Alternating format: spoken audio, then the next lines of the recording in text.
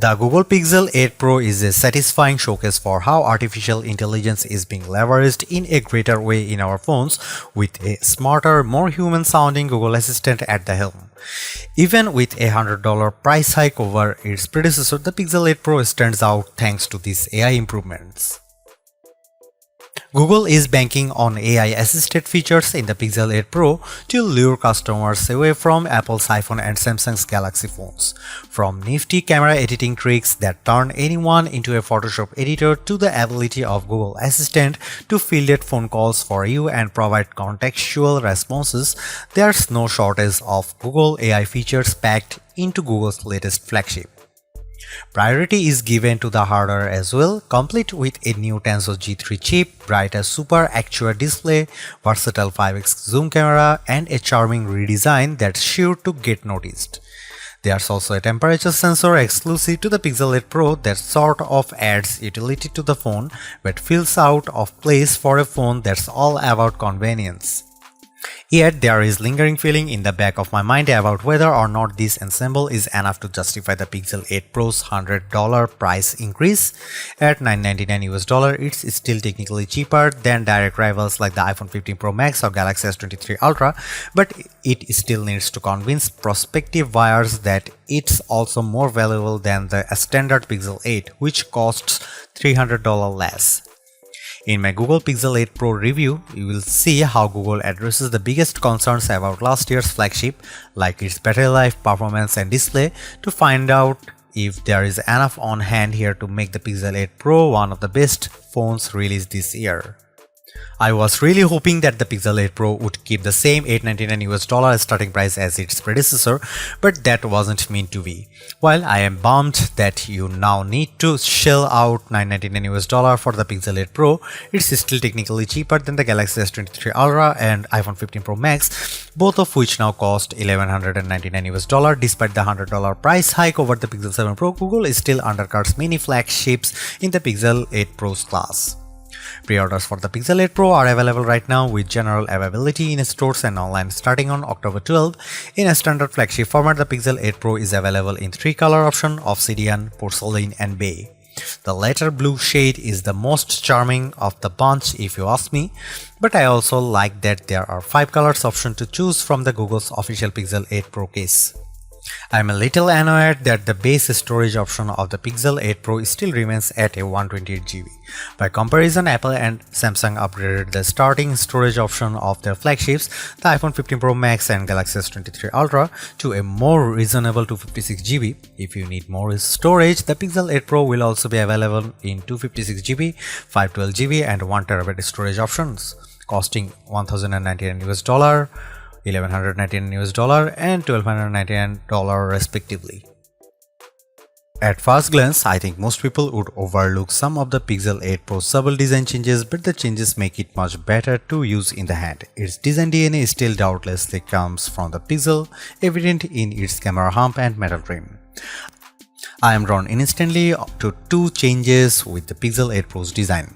The first involves the phone's new matte finish, which makes it more grippy in the hand. Its slight contrast over the sleeker feel of the glass meets metal construction of the last couple of generations of Pixel phones, so I am delighted by this new change. I am also in love with the bay color option with its lighter bluish hue versus the usual black and white selections. The design choice that makes me skeptical about what's going on here is Google's decision to revert back to a single piece of glass with its triple camera arrangement. I've actually shattered the similar one onto the Pixel 6 Pro, so I was thrilled to see Google addressing it by having 2 separate pieces of glass with the Pixel 7 Pro. Going back to a single piece of glass makes me leery because it makes the cameras vulnerable. I would definitely suggest investing in a camera cover case. Beyond that, the Pixel 8 Pro's design doesn't look radically different. It feels good in the hand, seems solidly constructed, and features the same IP68 rating, all of the qualities I expect in a premium flagship phone. After spending more time with the Pixel 8 Pro's new temperature sensor, the more I realize it's not as practical to use as other implementations I have seen. The sensor's positioned on the back of the phone just underneath the camera's LED flash. You would think it'd be used to measure your body temperature, which it should do later since Google is seeking out FDA clearance for that purpose. At the moment though, the Pixel 8 Pro's new sensor is meant to measure the surface temperature of the objects. While there are logical reasons to do this, such as knowing if the ground's too hot for your four-legged friends to walk on, I think I'd rely more on common sense for that.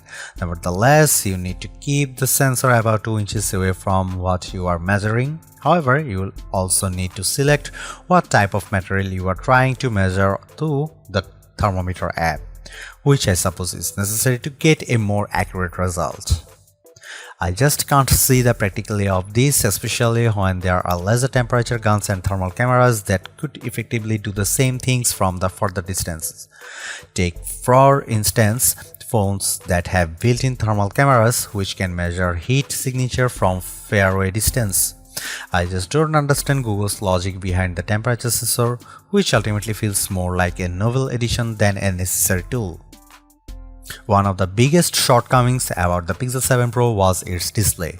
It simply wasn't as bright as other flagship phone screens. Fortunately, Google's looking to change that with the 6.7-inch 1344 by 2992 Super Actual display of the Pixel 8 Pro, which is rated to reach 1600 nits with HDR brightness and 2400 nits peak brightness.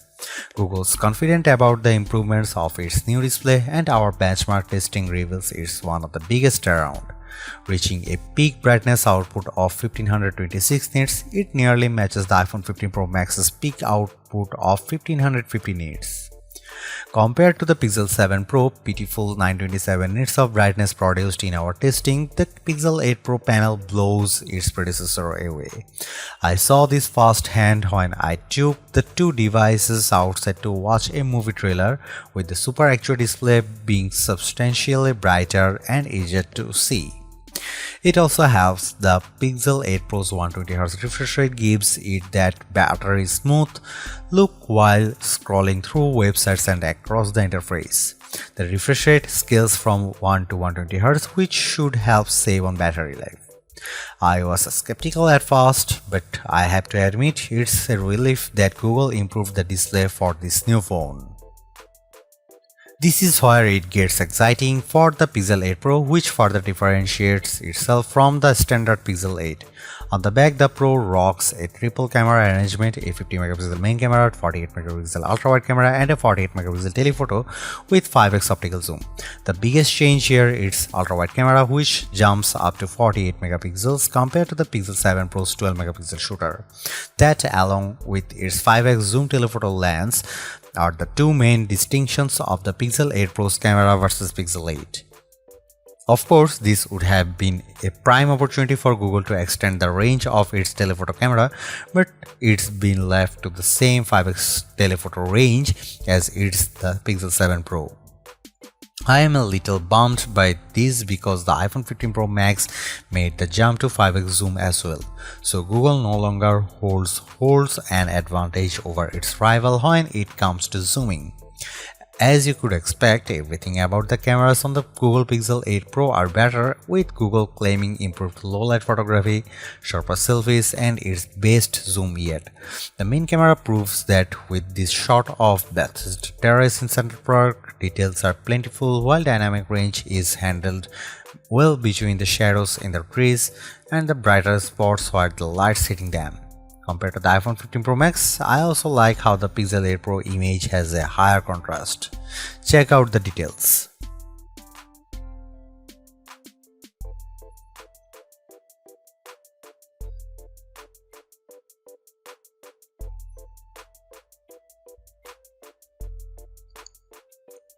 Google makes it clear that the Pixel 8 Pro is aimed at pro users with its barrage of AI-assisted camera features. I have tested a bunch of them during my review, and what I am able to conclude here is that all these tools make editing your photos and videos much easier. I am a videographer and know the challenges of editing photos to remove unwanted people from my photos or trying to remove annoying background noise from a video recording. For Google to make the process simple and painless, it's like having a personal editor in my pocket. Similar to the Magic Eraser feature, Magic Editor lets you isolate a subject in a photo and move them almost anywhere in the photo seamlessly. With a few simple swipes and selections, I am able to take a photo of myself and resize it to make it seem I was closer to the camera. Everything looks seamless too, which is what makes Magic Editor incredibly powerful for those who don't have the time or patience to learn these techniques on their own. Alternatively, it's interesting to note what's happening in the background when Magic Editor is being used. That's because Google AI is being leveraged to generate what it thinks should fill in the gaps. For example, I took a picture of my cat sitting on a small ottoman and decided to move him to the nearby sofa using Magic Editor. What's interesting is how Google fills in the gap left between where my cat was sitting. The Pixel 8 Pro generates 3 different options for me to choose from, which all look seamless with its editing. However, I have found oddities in other images I have used Magic Editor on, but so far it at least manages to generate one that seamlessly works with the shot. Another Photoshop-like feature, Best Take, does exactly what it says. If you have ever tried snapping a family photo, you know how hard it is to get everyone to look at the camera properly. Now you won't have to worry because Best Take lets you choose the best faces to use in your photo, so that you can have the best result with happy faces all around. Using Google's AI, Best Take essentially looks at other photos you have captured and offers you options to choose from the selecting each face. Best Take actually works flawlessly with the Pixel 8 Pro. In fact, I didn't notice any distorting qualities whenever I swapped faces for another shot. The only issue I have with the Best Take is that you need to manually take several photos of the same group shot. I wish Best Take could generate different faces based on previously captured photos I have stored in Google Photos, or at least automatically shoot burst photos leading up to me actually pressing the shutter button to snap a photo. No longer do you need to worry about ambient noises in the videos you record because the Pixel 8 Pro can mitigate or eliminate them altogether with Audio Magic Eraser. This new video feature lets the phone analyze a video's audio to discern unwanted sounds in the background, like an alarm going off, so that it can be minimized or completely removed. The end result is a video with only the sounds you want. After trying this out on a couple of videos I shot, Audio Magic Eraser proves most effective when there's only one source of background noise. I tried removing the noise and music in the background of a video I was recording in Central Park, but I can hear how the complex sounds in the video makes it more difficult. As a result, the audio isolation tends to distort my narration in the video.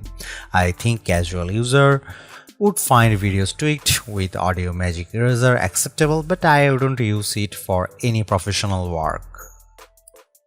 Video Boost is a feature that will be coming later to the Pixel 8 Pro. It essentially lets user record raw video before uploading it to the cloud for processing. Video Boost offers enhanced color grading and helps to draw out even more details from the video.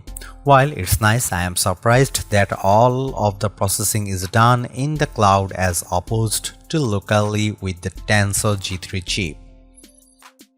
Finally, Google brings proper manual controls to the Pixel 8 Pro. I have been clamoring for this for years now, and I actually like how Google makes it suitable for serious users. Now I have greater control with using the camera because I can make changes to common parameters such as the shutter speed, ISO, color temperature, and more. Small details such as focus peaking show how Google's committed to making the Pixel 8 Pro the camera for pro users. It beats having to download a third-party camera app for manual controls, but I really hope that Google can bring these manual controls to video now that photographers can enjoy them. Video recording still tops out at 4K 60fps.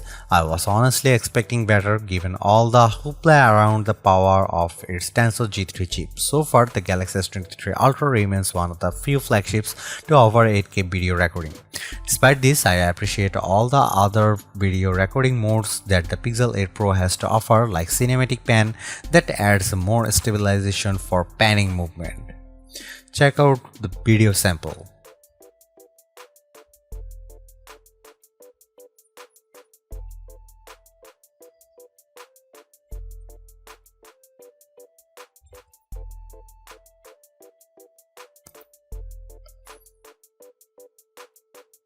You probably know what's in store with Android 14, but I think it's worth mentioning the exclusive features that the Pixel 8 Pro is getting.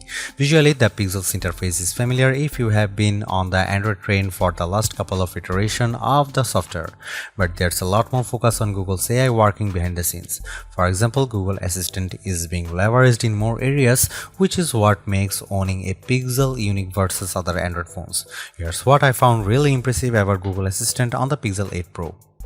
This year's additions include enhanced call screening that makes the assistant sound more human when it picks up calls for you. I was actually impressed when using this new feature, as it was almost impossible to tell that I was hearing an AI-generated voice. Not only will the assistant screen calls, it will also provide contextual options that let you choose a response. Think of it like having an actual assistant that picks up phone calls for you while relaying responses to them.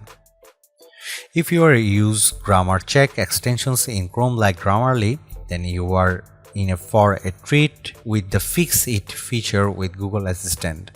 As you scurry to type out passages of text with the keyboard, you will have the option to fix the grammar with the help of the assistant, which will proofread it for you and smart enough to distinguish common mistakes such as they are, or they are.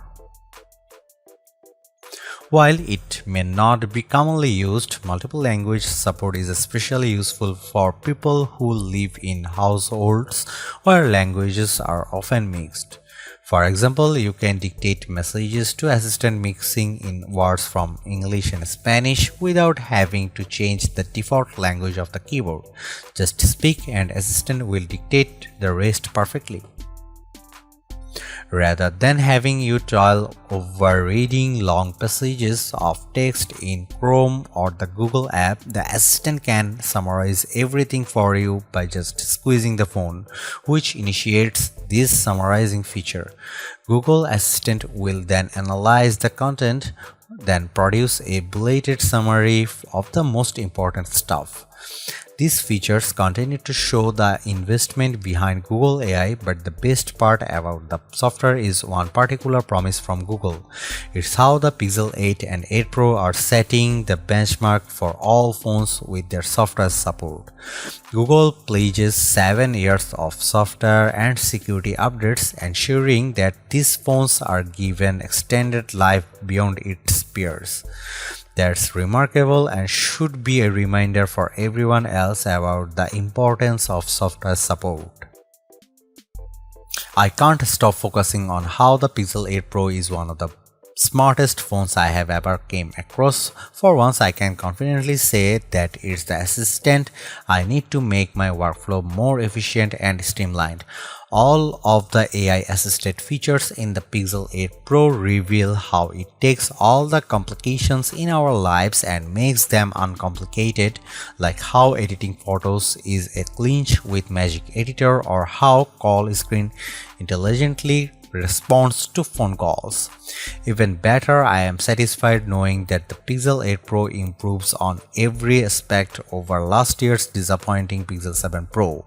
This new Pixel is a far stronger contender in our best phones list, but it's hard to overlook how the competition still beats it in a critical areas such as performance, battery life, and cameras. Honestly, all of those areas have improved here, but the competition still does it better. But at the same time, it's impossible to dismiss how the Pixel lineup continues to undercut the competition in price.